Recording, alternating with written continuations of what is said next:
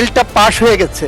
মাননীয় মন্ত্রী, আমার একটা সিম্পল প্রশ্ন আছে। তারা যে অ্যাকিউজ করছে যে সমঝোতা ভঙ্গ করা হয়েছে, এটা ঠিক কিনা? এটা আপনারা রাইটলি বলেছেন, আধা ঘন্টা আগে কেন সংশোধনী আনলো? এটা প্রাইভেট মেম্বার এনেছেন, সংশোধনীটা সরকার আনেননি।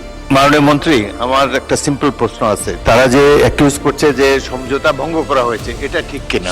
সেটা যেমন ঠিক, একইভাবে আমরা বিশেষ কমিটিতে যে সমঝোতা করেছি, সেই সমঝোতার ভিত্তিতে যখন এখানে আসবে, সেই সমঝোতার ভিত্তিতে বিল উত্থাপিত হয়েছে।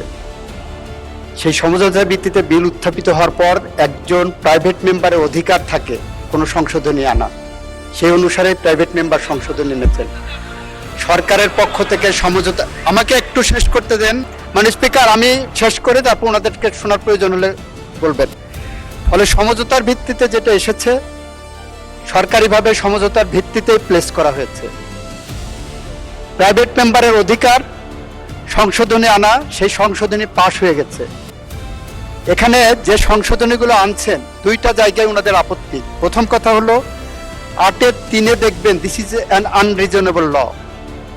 যাদেরকে বসিয়ে দিয়ে যাওয়া হয়েছে, ইন্টারিম গভর্নমেন্ট যে কমিটি পর্ষদ গঠন করে দিয়েছেন, সেই কমিটির কোনো সদস্য যদি জুলাই বিপ্লবের বিরুদ্ধে, জুলাই গণঅভ্যুত্থানের বিরুদ্ধে কোনো কার্যক্রম করেন, সেই পরিষদের কোনো সদস্য যদি দুর্নীতি করেন, সেই পরিষদের কোনো সদস্য যদি ক্রাইমে ইনভলভ হন, সেই পরিষদের সদস্য যদি লুটপাটে ব্যস্ত হয়ে পড়েন, তাকে সরানোর ক্ষমতা কিন্তু অর্ডিন্যান্সে রাখা হয়নি।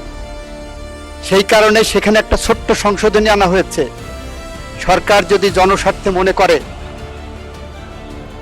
এটা আপনারা রাইটলি বলেছেন, আধা ঘন্টা আগে কেন সংশোধনী আনলো? এটা প্রাইভেট মেম্বার এনেছেন, সংশোধনীটা সরকার আনেননি। আপনাদের যে বলাটা, সেটার সাথে আমিও কনসার্ন, কিন্তু এটা প্রাইভেট মেম্বারের রাইট। প্রাইভেট মেম্বারের, মাননীয় স্পিকার, প্রাইভেট মেম্বারের রাইট উনি এক্সারসাইজ করেছেন, আপনি অ্যাপ্রুভ করেছেন। তা আমি যেটা বলছিলাম, যে ছোট্ট সংশোধনীটা আনা হয়েছে 8-3, সেটা হলো যে কমিটি করে যাওয়া হয়েছে, সেই কমিটির নেচারটা এমন করা হয়ে গেছে যে তারা প্রফেটিক। তারা চুরি, বাটপাড়ি, লুটপাট কিচ্ছু করলে তাদের সরানো যাবে না। এটা কোনো রিজনেবল ল না। সেটা একটা জায়গা, হ্যাঁ আপনারা ঠিক, ওনারা যেটা বলছেন আগে আলোচনা হতে পারত, আমিও বিশ্বাস করে আলোচনা হতে পারত, কিন্তু এই সংশোধনী তো সরকার থেকে আনা হয়নি, প্রাইভেট মেম্বার থেকে আনা হয়েছে, মাননীয় স্পিকার।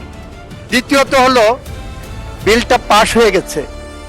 আপনার যদি এটা নিয়ে আরো কথা থাকে, নিশ্চয়ই কথা বলার পথ উন্মুক্ত থাকবে, এবং এই বিলটা আবার সংশোধনী আকারে আমরা নেক্সট সেশনেও আনতে পারি, এই সেশনের মধ্যেও আনতে পারি। এইটা নিয়ে যদি ওনাদের কোনো আপত্তির জায়গা থাকে, দি floor is open, the discussion forum is open, আমরা সেই দিকে এগোতে পারি। ধন্যবাদ।